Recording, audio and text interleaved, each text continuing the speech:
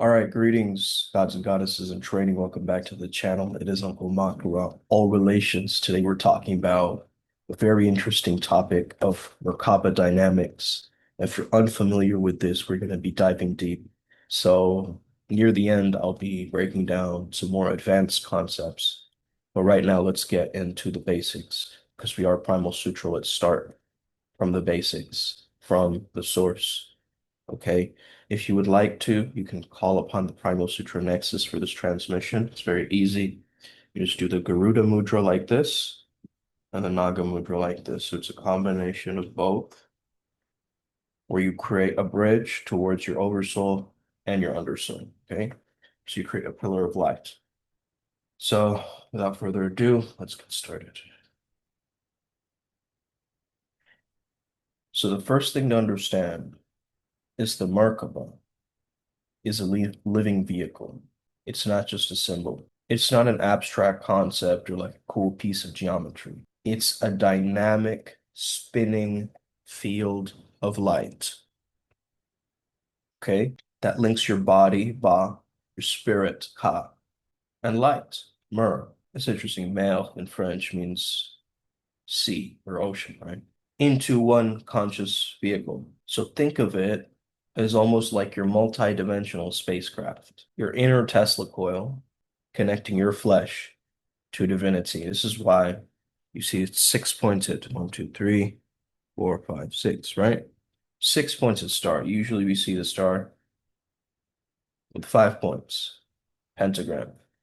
This is going into becoming almost godlike, right? So that's the idea of the Merkaba is in Hebrew, Merkava means chariot.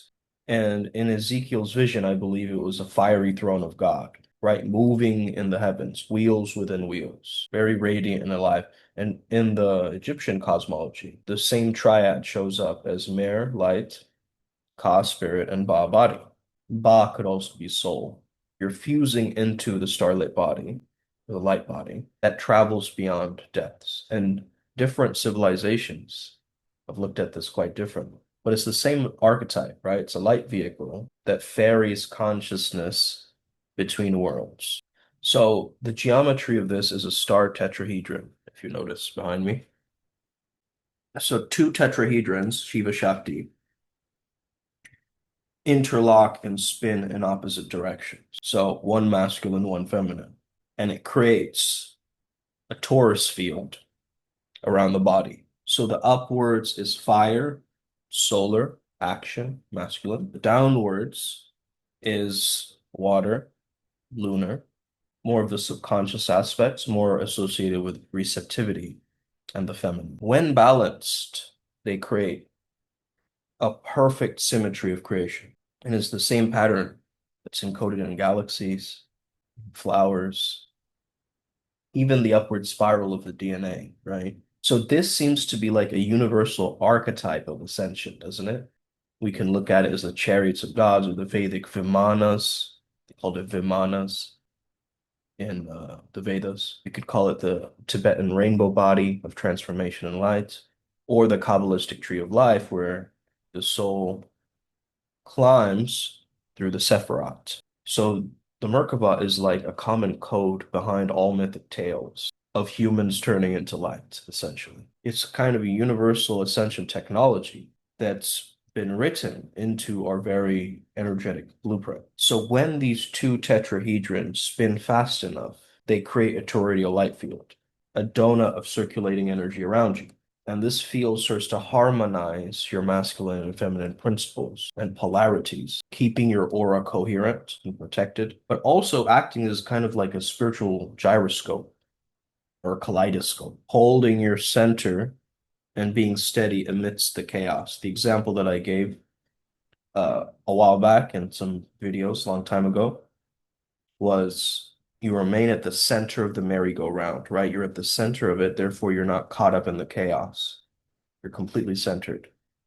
So you're able to see the chaos without being dragged by it. So this geometry obeys the golden ratio, and that's why it aligns with the harmonics of the universe itself. Okay. We are also, our gematria connects to the golden ratio as well.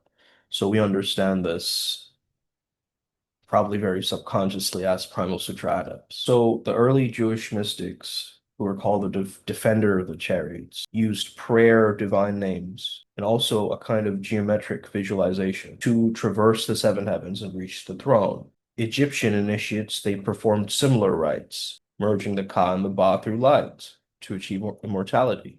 I mean, think about the concept in Tibetan Vajrayana Buddhism, Yamantaka, the conqueror of death itself, right? Which is again immortality. And of course, the rainbow body and so forth, and the Jochen split off.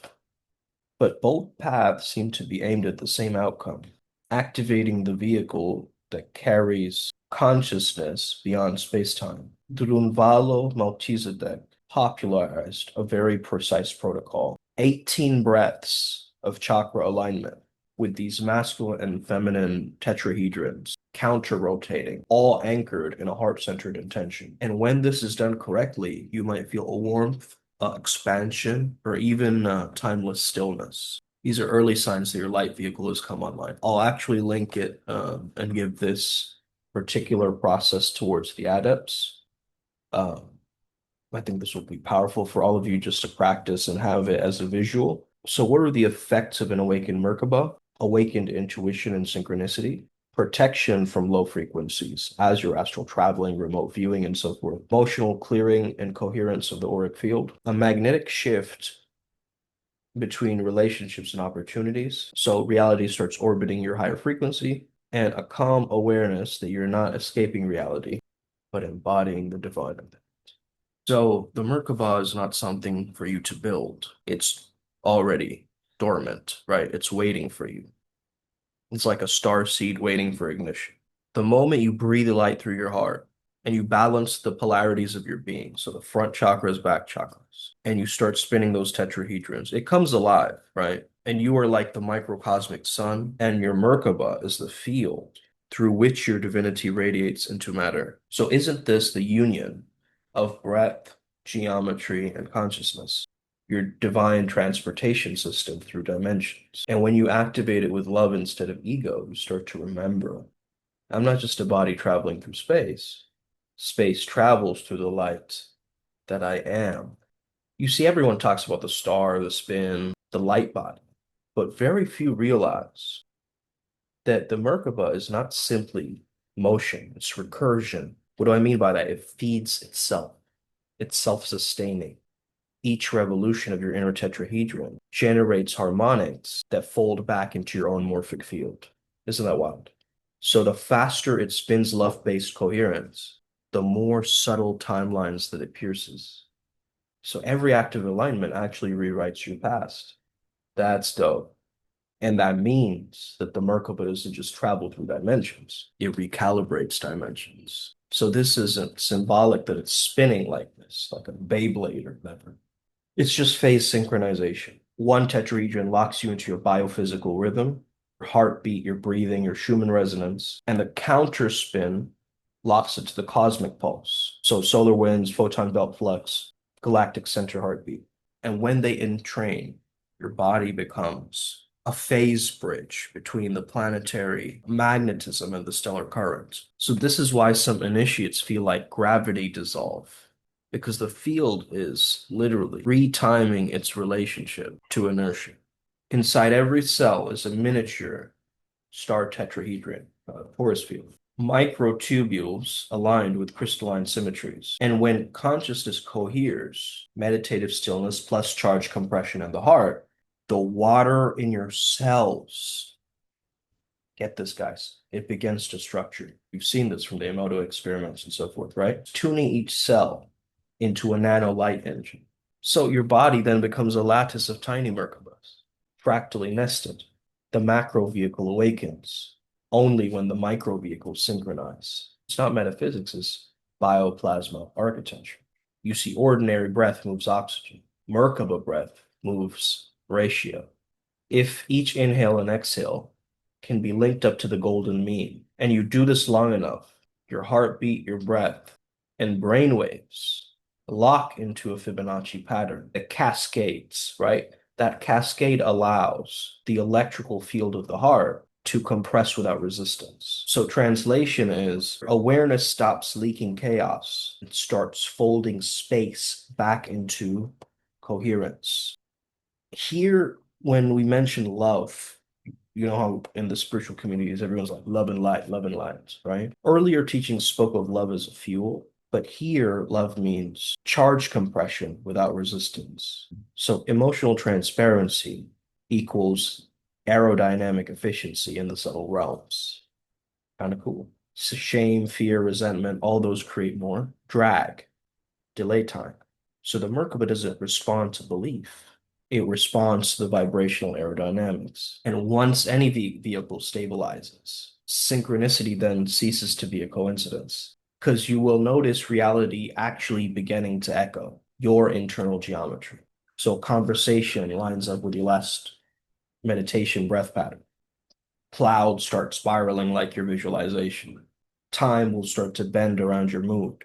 This, I believe, is called the Merkaba mirror effect, the realization that the universe is a self-referential awareness, constantly fine-tuning itself to your state vector. So every activated light body locks into Earth's crystalline grid, a geodesic of consciousness nodes under mountains, under temples, under oceans, calls ley lines. We go here every year.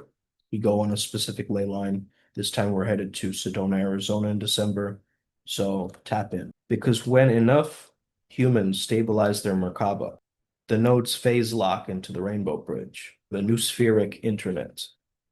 The planet's own Merkaba begins to rotate at a higher harmonic gradually, repolarizing magnetic north and south towards a single axis of love intelligence. And that's the true pole shift, an inversion of awareness, not catastrophe. Most think that the Merkaba is their vehicle. It's actually your oversoul's cockpit. When activated, you stop being the driver. You just become its navigation system. And your oversoul will help you plot the probability fields, adjusting trajectory by your intuition, coincidences, dreams, once you surrender. The Merkaba moves through lessons, not miles. Every interaction becomes a coordinate in the oversoul's star map. So ancient civilization didn't lose the Merkaba, they externalized it. Vimanas, pyramids, crystal grids, we see this all over the planet. All were solid state projections of an internal light vehicle.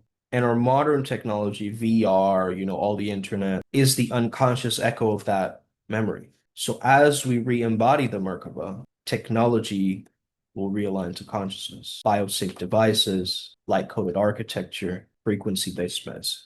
The outer mirrors the inner again. So inside this overlapping tetrahydra, right? At the still point, what the esoteric physics calls non-spin singularity, the inner sun. When the field reaches perfect coherence, that 0 point starts to ignite. And you'll feel it as a stable bliss, not as emotion, but as an eternal hum. This is what the yogis call turiya, what the Buddhists call dharmakaya, and the Christians call glory. But it is the Merkaba's final revelation. Stillness generates motion. The more silent your center, the faster your light can travel without moving at all. So they say activate your Merkaba. Understand you're not starting an engine. You're remembering the architecture that reality uses to dream itself into form. So you are the greatest gyroscope between God and matter, the echo chamber where source studies itself in motion. Now feel the geometry spin, not around you, but as you. Another forgotten star learned how to burn from within. My job is done. So this isn't like a pretty word you put on your spiritual looking Instagram bio, okay? Merkaba mechanics. It's the engine of your multidimensional anatomy, a vehicle that doesn't take you through space, but through frequency. Most people think Merkaba is just a light body thing. Some triangles spinning around your aura like sacred geometry. What is this like? Some kind of bling? Some bling bling you want? The Merkaba is a biological starship. Starships were meant to fly. Coded into your DNA, a self-referential electromagnetic structure, bridges source and matter, eternity and imagination with incarnation. So there's the Christic Merkaba that spins in divine proportion, 33 1/3 clockwise, electric, and then counterclockwise, 11%, and 2/3 magnetic. So this ratio maintains an eternal flow. You breathe source into form, and that form back into source, just like your lungs inhale and exhale spirit through light. The antichristic Merkaba is the opposite spin. Too much magnetic draw, not enough electric thrust. So then it becomes vampiric, feeding off of other systems just to survive. And that's what Earth has been running after these reversals have happened. Fields running backwards, pulling life force instead of generating life force. You see this everywhere, systems that consume instead of create, religions that drain instead of awaken, people addicted to external energy without embodying their source. And that's a black hole consciousness, right? The finite engine that eats itself. But the natural Merkaba, which is what we're all about, is perpetual motion encoded in love and geometry. It allows the universe to keep existing without running out of juice. Inside your Merkaba is a seed atom, that crystal of remembrance that connects you to your Maharic shield, your original blueprint, and the D12 frequency, which is a pure Christos field. And when you activate it, your whole anatomy starts breathing in alignment, this universal life force, the Manu currents, they call it. And you stop being a person trying to ascend and start being source code remembering itself across densities. Ascension didn't mean flying around in the sky. They meant phase unlocking. You're in a dimensional phase lock, held inside of a time matrix. The Merkaba is the key that lets you phase shift through dimensions. Your personal 15-dimensional Merkaba mirrors the universal 15th dimensional Merkaba. You are the microcosm of the macrocosm. So when your personal spiral syncs up with the universal spiral, we're the upward spiral gang. You become the cosmic engine realizing itself.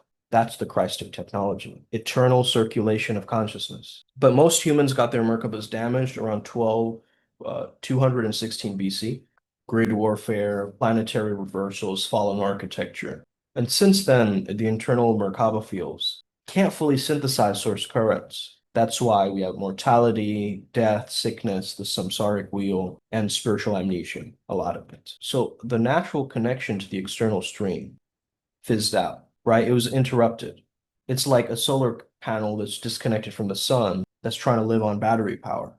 But when you repair your Merkaba through sacred intention, through the golden ratio, through Maharic recoding, your body becomes a light ship, right? The Jetsons. Your consciousness is a navigational star map. And then you stop dying and reincarnating like a hamster and start phasing between universes like a creator.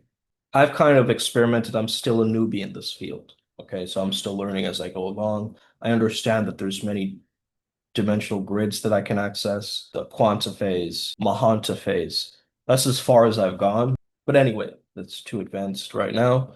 Um, so yeah, it's the breathing pattern of God in geometrical form. It's the quantum gateway between the finite and infinite. It's your cosmic chariot, your light body, your soul spacecraft. And when you activate it, you remember you're not here to escape Earth. You're here to turn Earth into a stargate. That's right.